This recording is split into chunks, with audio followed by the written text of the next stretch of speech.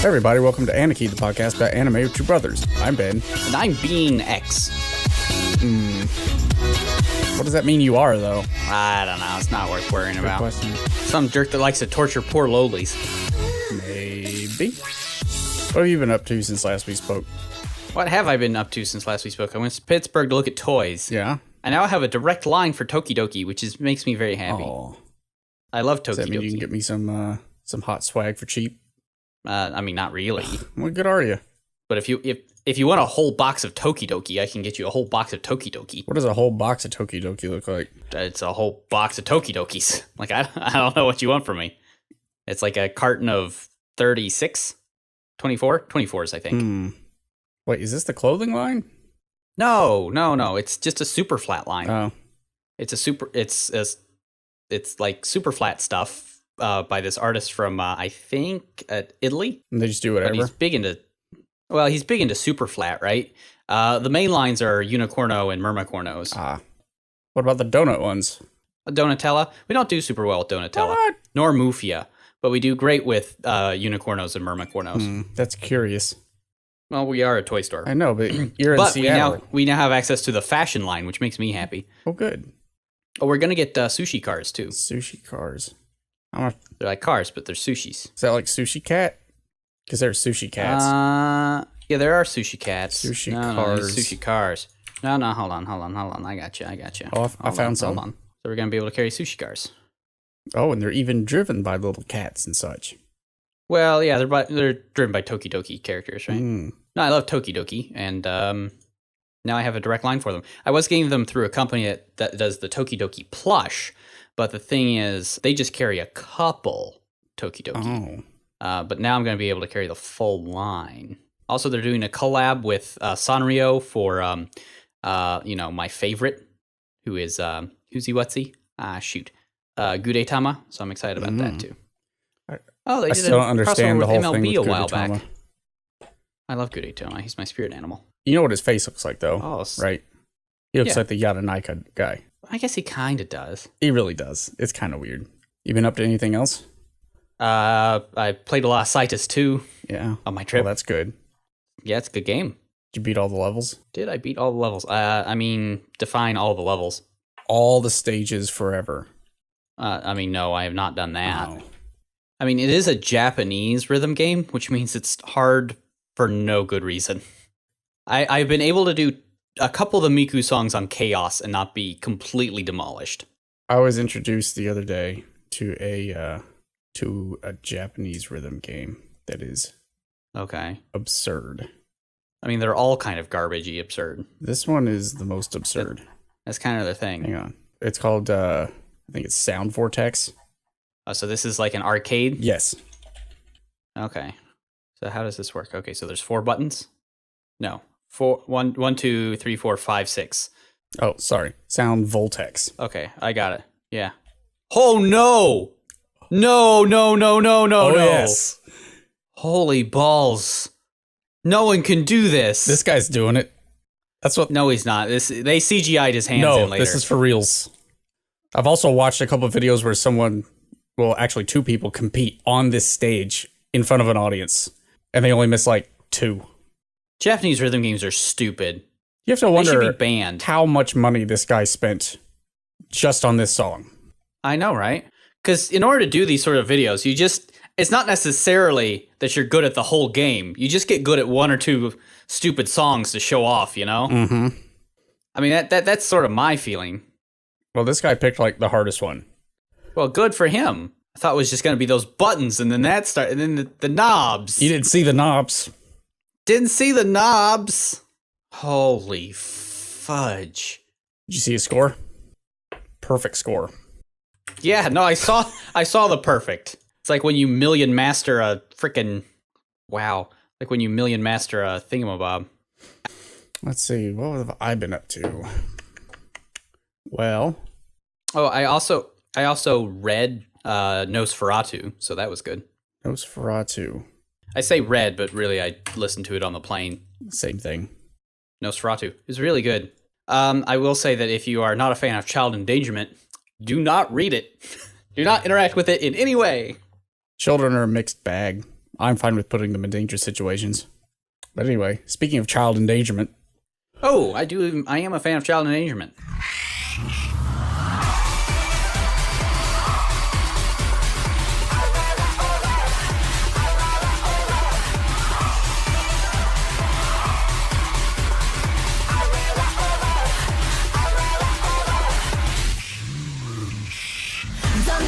So this week we decided to watch Youjo Senki, or the Saga of Tanya the Evil. How did you feel about your slice of child endangerment?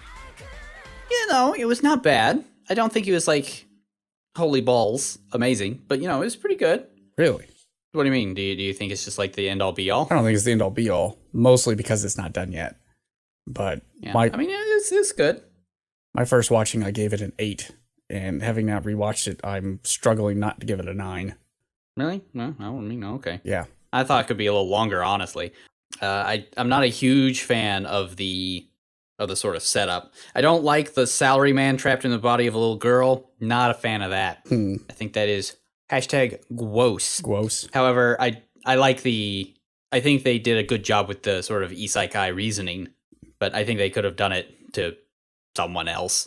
Someone with the same personality. Real quick, the short synopsis is a atheist, social Darwinist. Basically, it's Ayn Rand as a salaryman who's isekai'd by God, quote unquote God, into being X, into the body of a little girl, who then decides that the best course of action in this new world to save herself is to go to war, and it's basically World War I with magic. It's kind of like World War I mushed up with World War II with magic, but yeah. Yeah. Well, this season doesn't get into World War II. That does happen, though. But that's later in the books. So what'd you like about it? I kind of like the aesthetic. I thought the art style could have used some work. Really? Yeah, I wasn't a massive fan of the art style. The character designs were all right, but I feel like they could have been tightened up. The military tactics aspect was quite on point. I really enjoyed that. There's a lot of military tactics. And I am a big fan of how you get to root both for and against Tanya all the time, which is really good. Yeah, she's complicated. Like, yeah, exactly, right? Because you're like, you really want, you know, being X to like just put the screws on her because she's a good person to love to hate, you know? But also, you like seeing her win all of her battles and stuff, so. Yeah. What didn't you like? I don't know. It could have used some more room to breathe, definitely. I think it kind of rushed things. I would have liked to see it be stretched out a little bit longer. I would agree. But for what it covers, it does it very well. That does it pretty good, yeah. I really like all the tactics. There's a lot of meta stuff you can get out of this. And it actually does bring up a lot of like both ethical and philosophical points. It doesn't treat it with kid gloves, pun intended. I mean, that's true. Yeah. A lot of the shows that do either of those things, they'll do it very ham-fisted and sort of walk you through the whole thing. This one brings stuff up. You get to decide all that yourself, which is really nice. Yeah, but it tends to just sort of bring it up and then just kind of move on. But I think, again, that has to do with just the speed of the show. Yes. The book goes into it a lot more in depth, which I can talk about the book here in a bit. But yeah, I think it's there's nothing completely wrong with like the setup or the world or anything. I think there's lots of things to like. Mm-hmm. So the bad part is the show does a slight disservice to Tanya. It sort of shows her off as like this sadistic, horrible creature who doesn't care about anybody. But in reality, it's way more nuanced than that. Well, you get some feeling of that in the show itself too. Well, the show also changed several of the original situations to make her worse. We'd get into that in spoiler land, but I don't know. If you like World War I battle tactics and just balls to the wall insanity, I think it's a great show. Yeah, no, it's really good. Also, like, I'm not gonna if you're a gun I'm nut, not going to derail. Yeah, all the guns are legit. I'm definitely not going to like rail against it or anything. But you know, I thought it could have been better. Let me put it that way. Yes. But I mean, that being said, is there anything in that sort of space right now that is better? I'm not so sure there is. That has as many layers as this one does? No. Yeah, no, exactly, right? There's a couple shows that'll do like one part of Youjo Senki, but not nearly as many as this I would like to, having seen this, I would like to see more, and I would like to see the movie. Well, you gotta wait till like August for that. Yeah. Ugh. Is that when the movie hits the States?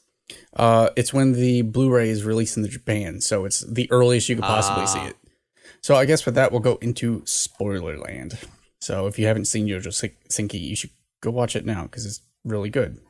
Or okay. Yeah, no, it's pretty solid. Yeah, I mean, again, like there's nothing wrong about it. It's a little gross. Like the only thing that's kind of gross about it is, you know, the salaryman turned into a little girl, and there's no reason for Tanya really to be a little girl in this show.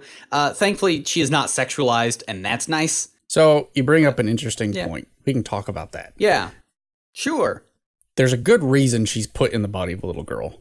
Do you remember why Being X sent her to this world? Oh, yeah. And again, that's a good reason, where it's just like Tanya, OG, you know, claims that the only reason people turn to religion is because they are in helpless situations. Mm-hmm. He's like, aha, so if you're in a hopeless situation. So he does. Yeah, like the most helpless. Tiny, even for her age, a girl in a war-torn country, in an orphanage. Yep. Good luck with that.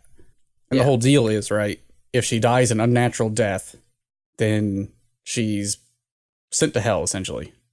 I think there's some like weird pseudo-Buddhist Judeo-Christian stuff going on behind the scenes, but let's not care about that. I mean, yeah, basically. I mean, it's, yeah. But there's a good reason he's put into her. Reincarnated as. That's probably the better way to put it. Though he seems to have all of his memories from when he was an adult man in the other world. So, yeah, this is where the show falls a little short. It sort of just sets it up and then basically forgets about all that until like the last episode, right? Yeah. In the book, which I'll be honest isn't well written, the show does a lot of stuff way better, but the book does go into a lot more detail. Is it not well written, or is it just not well translated? It's not well structured. It does the whole thing where that's probably true. Some people are in a situation like a war zone, and there'll be 2 lines of dialogue and then 10 paragraphs of explanation, then 2 more lines of dialogue, then 10 more paragraphs of explanation. Yeah. Sure. And it's not like what's going on either. It's like backstory and... Hey, what's going on? Anyway, in the book, there's actually 2 of her. There's Tanya proper, and then there's his past self that's got a consciousness attached to her. It's kind of weird to explain. But essentially there's...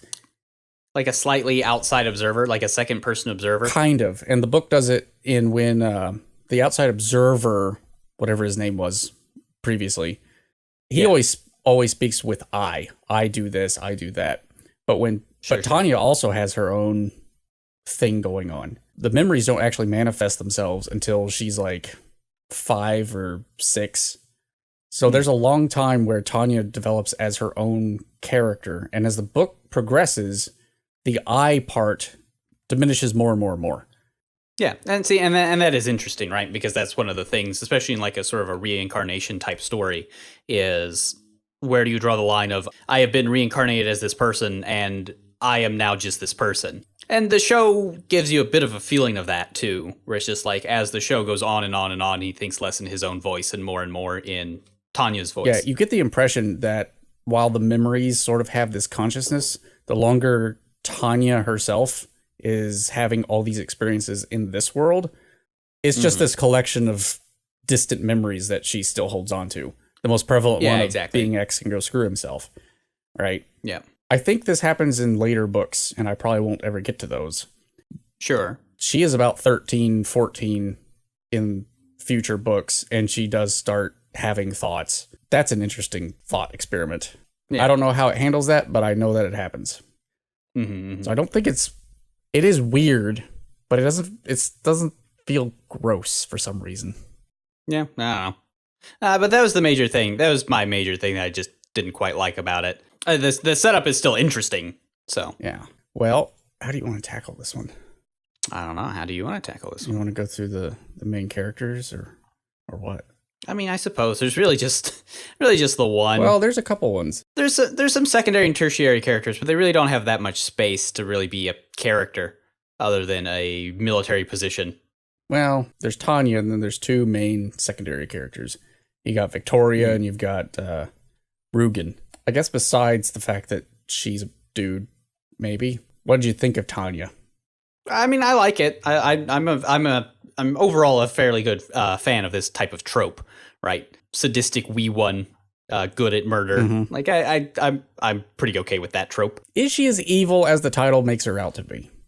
I would not say so. She is on the dark side of neutral. Let me put it that way. That's a good way of putting that. She is neutral dark. She's very focused, and she's very... Yeah. She knows what she's about. And she may go about things in, like, shady ways. But the only reason she's really declared evil is because she's going against being X. So it's literally evil. Yeah. Not practically evil. What do you think about Victoria? Well, she's the sort of second in command, right? Yeah, she's her adjunct. She's cool. She's kind of a non-character, though, which is a little disappointing. I think the show would be interesting if it was from her perspective rather than told from Tanya's perspective, which is kind of what I thought it was originally going to do, and then it didn't. Well, the book does. It shifts around a lot of different characters. Okay.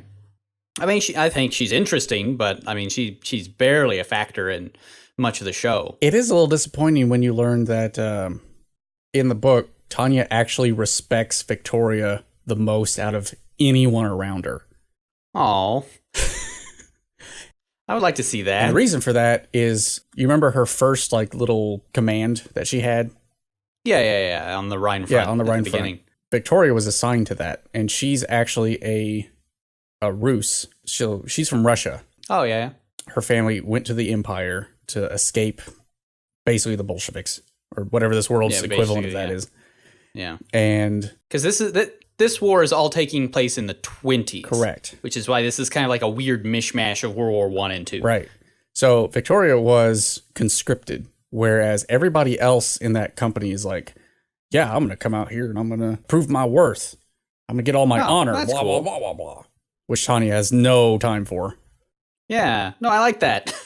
I wanted more of that. See, again, and this is one of the things where it's just like the show for me is a little less than perfect for these little sorts of reasons, is because like, again, like in the show as presented, Victoria's just kind of there. Like, oh, okay. You get the feeling there's something between her and Tanya, that they kind of respect each other, but also you're just kind of like, I mean, I guess it needs more than one character, but yeah. Yeah, what they could have done, and probably should have done, was take the last 2 episodes, remove them, and then stretch the remainder to fill that void. That probably could have fixed your timing issues. I just would have liked it to be almost a 26er, or like basically 2 13s. I think it would have helped a lot. Just make the arcs, a lot of the sort of battle arcs are like an episode, and you're like, man, you really could have stretched this out. You could have, but think of the budget they were using.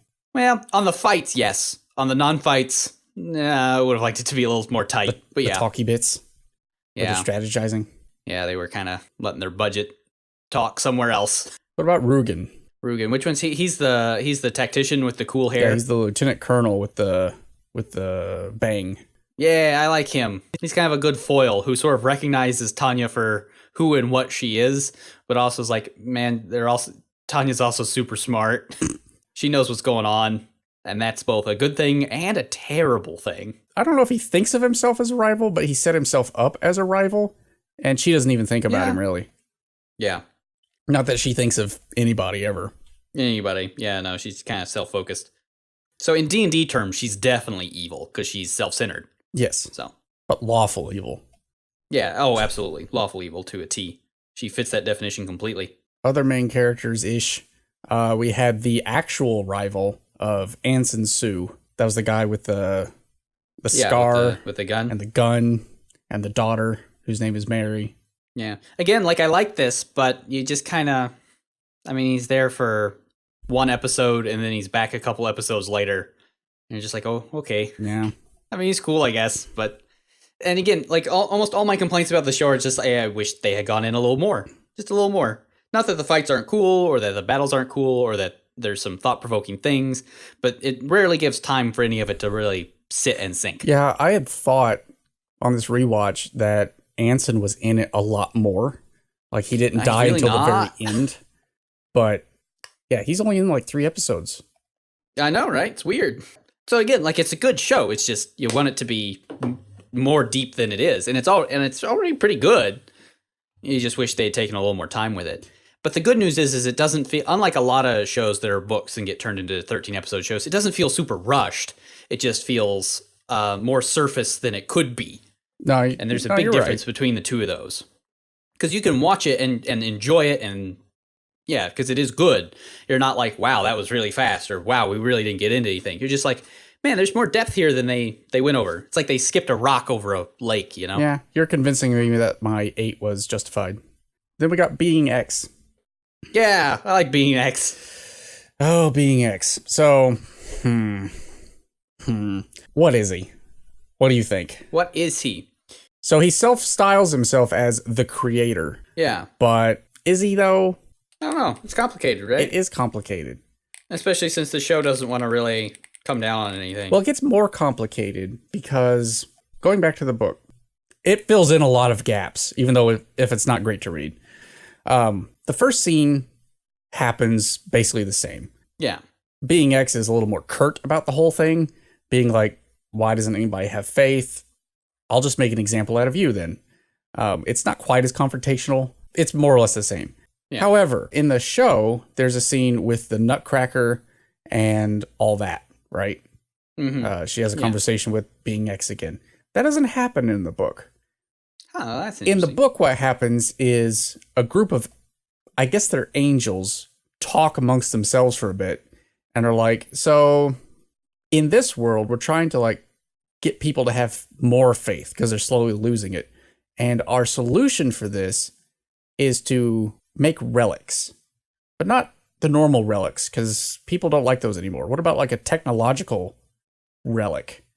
And so one of the angels is like, okay, I got you guys. And he goes down to the mad scientist dude and basically fixes that computation jewel for him. Yeah. That's it. That's all that happens. And when Tanya uses it, the angel comes to her too and says, hey, so we basically made that a relic. It can perform miracles now because otherwise it would just explode. And you're going to love it so much that you're going to sing God's praises. So have fun with that. So in the book, not only is it not Being X that does it directly, yeah, the prayers that she does are not compulsory. She performs the quote unquote miracle, but she actually wants to praise God for it. And she feels like that's corruption. That's so it gets more into like, she kind of actually is developing quote unquote faith, but she feels like her will is being erased because of it, even though she herself is doing it. It's weird. That is interesting. Yeah, that's just a far more sort of interesting thought than the show sort of does. Yeah, it puts this little twist on it because the show's like she has to say these words in order for the thing to work. But yeah, where in the other one it works and it's just so good that she's like, holy yeah, she balls, actually gets euphoric. She gets this euphoric feeling, and she ascribes that to I'm being forced to feel this way. But actually, Tanya's feeling that way, and the memory consciousness does not like that at all. Yeah, see, now that's interesting. Yeah, that's a far more interesting thought than was provided. So it makes you wonder, like, is she actually at some point maybe gonna come around to this whole faith thing? Yeah. No, I mean, that's also interesting because it does make Being X a little less confrontational, a little less I'm out to get her. Well, and it puts a spin on, is that actually God or not? Because if you look at it in a certain way, the whole show is just inverse Job. Yeah, kind of. Yeah. It's like, what if Job, instead of, being penitent and sitting in ash and all that, what if it was one of his friends who was also a nut?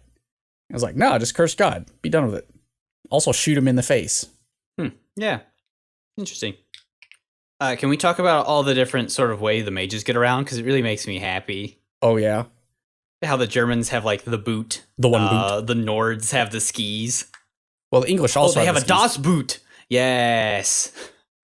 And I loved how the people from England had speeder bikes, but they look kind of like brooms. And I enjoy that. Well, and the French / German / Netherlands Dutch all had like the little horsey things. I don't like the horses. You don't like the horsey things? I do not like the horsey things, but I like the like brooms and I love the skis. The one boot is weird, but I don't like it because it's asymmetrical, and I don't like asymmetric design much. So I will say that a lot of the design in this show is great. Like all the guns are spot on. A lot of the tanks and other military equipment are pretty spot on. I think they take a bit of liberty. But if you notice a lot of the background stuff, like the paintings and stuff hanging on the wall, they're almost the same as ones from quote unquote our world. Like there's one of Napoleon Bonaparte that's shown. They actually do a close up of it.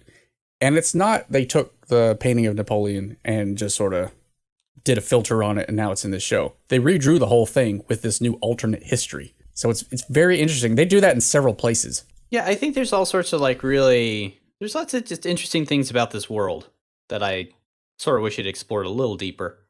Like one thing that I noticed, I can't figure it out, is you got Sanzai X, right? Yeah. But then Tanya, in her prayers, talks about father and son, which brings up some interesting questions. It really does. Because she also says God who is born unto us at some point. Mm-hmm. I know, right? And then when she's in the church, there's this weird statue of a female angel thing. Yeah, just like an angel thing. Yeah, no, I noticed that too. Where it's just like, well, now hold on, what sort of theology you got going here? You would think that's like in a show like this, it's like your theology would be pretty. They would set it up in some way that made sense. Well, it might at some point. It just doesn't. Maybe it does in this series. I also love all the different ways that animators like showed Tanya's internal thoughts. Like the book does a lot of just tons of internal monologuing, which is really boring to read through. But in the show, she is always perfectly poised, but like in her reflections and stuff, you can see her internal clocks working and her ahoge on her head. Yeah, I do kind of like her ahoge. Another thing I really like is the camera work, especially like its positioning and framing of certain scenes. Because she's really short, right? Yeah, she's teeny tiny. On the battlefield, what camera angles do they use? I couldn't tell you off the top of my head. They're all from the bottom for her. Makes sense. So she's up above, like she's super powerful, right? But anytime she's in like a strategy meeting, even though she's tiny, the camera will frame it in such a way that it looks like she and whatever general she's talking to are at the same level. And even if they aren't, she's either sitting in a high chair, so they are, or her ahoge is at the same level. Yeah, I've noticed that a lot. I do love the high chair. It makes me happy. And they don't even mention it. It's just sort of there. Yeah, it's just kind of there. And then there are certain times where she uses her cuteness to manipulate the situation. And anytime she does that, it's a down angle on her with the big eyes. Yeah. She knows she's cute. Like when she tries to get them to surrender at the munitions factory. That was amazing. I'm not going to lie. It's pretty good. I had forgotten that was in there. And so even I was surprised again. Like, oh, yeah, that's a thing. Speaking of that, did you see any of like the after credits scenes? No, I didn't. I only realized they were there halfway through. I just kind of skipped the credits. I did like the credit song, but unfortunately the images they showed during it made me sad because I wish the show looked like that. Oh, I may have gotten that one. The photo shoot one? Yeah. Where they dress her up like a doll? Yeah, that's pretty funny. So some other interesting notes from the book. She got that medal at the end of the second episode, into the first real arc, chronologically, where she blows herself up to get rid of Anson. Mm-hmm. In the show, they don't explain it at all. They're just like, she gets a medal. In the book, the medal she gets is the equivalent of like the Victoria Cross or the Medal of Honor. Mm-hmm, mm-hmm. No one alive should get this medal. And somehow she gets it. That's the only reason she's taken seriously up until the point where she gets her own battalion. I mean, it makes sense. Yeah. What did you think about the tactics the Empire used for their final decisive battle? I mean, I think it's very interesting. Makes sense. Fairly sound, especially drawing them in a small plateau between two rivers. Like, I mean, this is a sound tactic, especially if they got their full force there. The only problem with it really is that it relies on your enemy being kind of stupid. Thankfully, they kind of were. Well, they did have the luck of the first major invasion they fought off was from essentially the Serbians, whatever their in-universe name was. But in this case, I don't think anyone is expecting like an entire front to just explode. Yeah. Yeah. I forgot this was the show I saw that in. I was like, this isn't the show where they just blow up the entire battlefront, is it? Oh, it is. Yep. Well, to be fair, it's only part of a front, but yes. Yeah. It is a good pincer move. It's only enough to break a mobile infantry battalion through it, but yeah. I mean, that's all they needed. It is all you need, right? And again, the brilliance of blowing up their strategic command first, that way nobody can react to what's happening. Because if after the front blows up, the rest of the line gets word, they can swoop in and try and cut it off.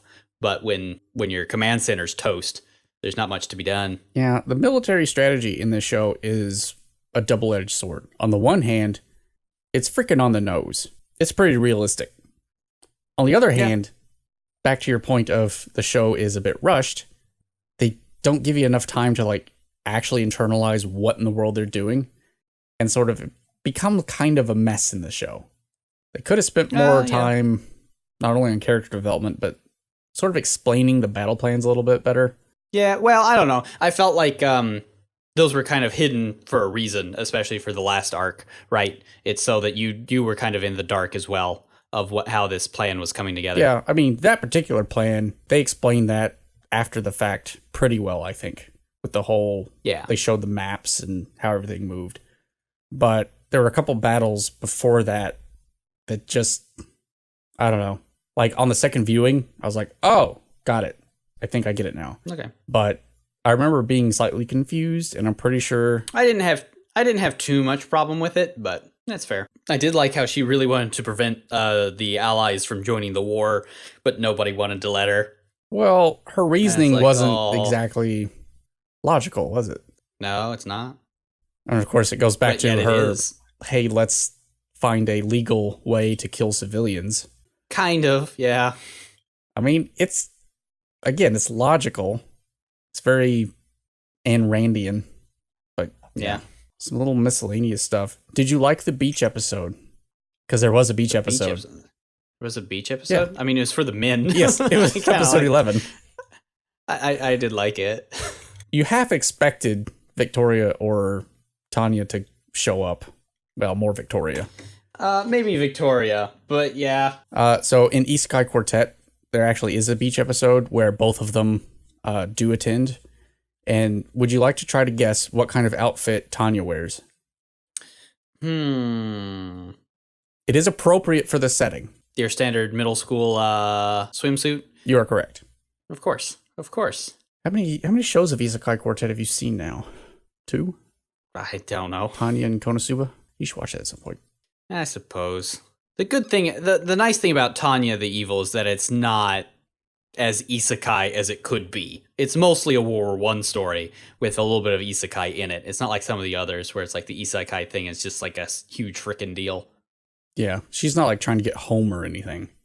Yeah. Honestly, you could have the same show without it being an isekai and just have it literally be a reincarnation. She does not have to come from another world in order for this to work. She just has to be a bad person who gets reincarnated. Though it does kind of help her tactics that she sort of knows how World War I and World War II worked, but it's not necessary for the character. A little bit, but I think the show is going a little bit further than just she doesn't like God, etc. Because at one point in the show, she does say that she isn't going to die until she teaches this God person free market principles. Yeah. So there's that. What do you think about Mary Sue? So that's Anson's daughter. Oh, yeah. I mean, right, it's your setup for the next major rival. I think she is the only major rival after this. Like, she's the end boss. Yeah, she's kind of it's a little eye-rolly, to be honest, but it's fine. It's whatever. Well, in this case, it's not just someone got upset and is going to try to take Tanya out like everybody else is.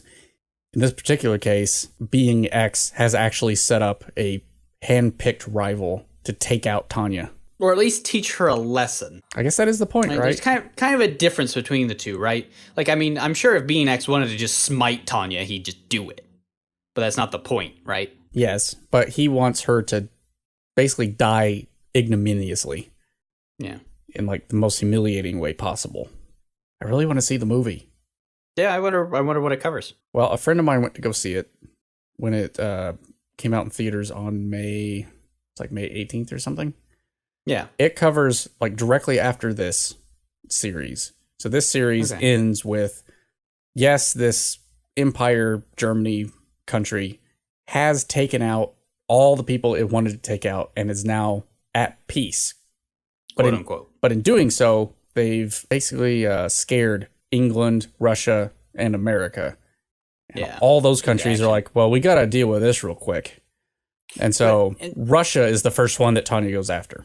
What I do like is how this sort of sets up your World War I/World War II type scenario, but sort of takes out the moral quandary with World War II, right? Yes. Yeah, it's like, what if the Empire's just not... they're not like just straight up evil. They're just... what they're doing makes sense, and they're not doing it out of sheer like genocidal cruelty. Actually, that brings trying to secure point. I'm going to ask you. Yeah. Why do you think the war started in the first place? Yeah, that's a good question. Because I don't think it's explained that well in the show. It is not. It would make sense to me that they were probably attacked by a smaller country, and then they're like, well, butts to this then. They sort of hint at it. They do not feel... it does not feel as though that the Empire is necessarily the aggressor that started the war, but they're the ones that are like, well, all right, if that's how we're going to be. The show does sort of hint at why the war started. Tanya's actually there when the war starts. That's when she meets Anson for the first time and she blows herself up. Oh, yeah, that's true, because the Nords invade or tricked into invading. In the book, it's explained a little bit more, but it's still not crystal clear. There's basically this buffer zone between two nations from a treaty that happened in the past sometime. And that's between them and the Entente, whoever the Entente is. Netherlands-ish. Yeah, the Nords. So there's a buffer zone, and both countries claim it, but the Empire has been holding a defensive line on their side forever.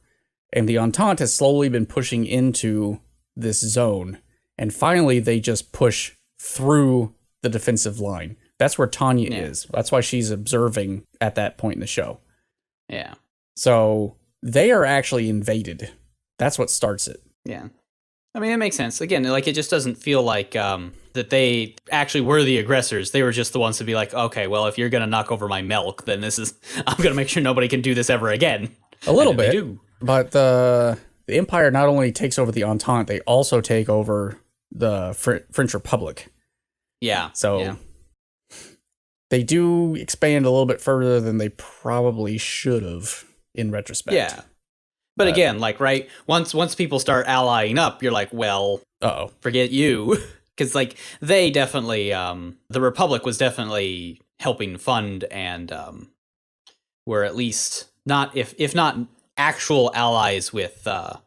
yeah, they were full-on allies. So, I mean, they were helping the Entente, so it makes sense. Mm-hmm. Hopefully we get another season of this, because... it'd be good. I'd watch it. I can't imagine that they put Youjo Senki in this Isekai Quartet thing if they weren't planning on having more stuff. Yeah, it would be a little odd, especially with the other ones in it. Yeah, because as good as the show is, it's not super popular. At least it wasn't until recently. It was just a good, out-of-the-blue Isekai from a couple years ago that if you were into guns and stuff, it was pretty neat. Yeah, because it's a more realistic bent on a lot of the genre. I wouldn't recommend reading the book unless you really want to have holes filled in.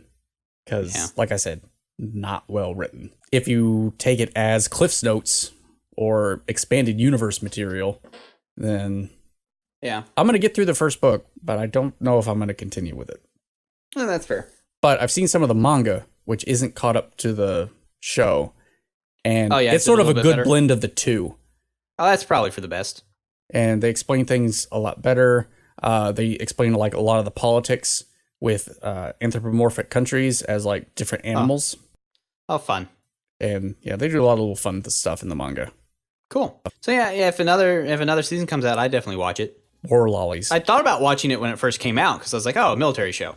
So what do you want to watch next time? Well, let's see here. It's summer, and it's a good time to be lazy. So I think it might be a good time to actually sit down and watch Non-Non Biori. Yeah, that sounds like a good idea. We could finally get around to watching that. I mean, I've always liked it. I've seen it before, but I know you haven't, so yeah, that's true. Give it a good watcheroo. Well, I guess we'll see you all next time. All right, see you next time. Bye forever.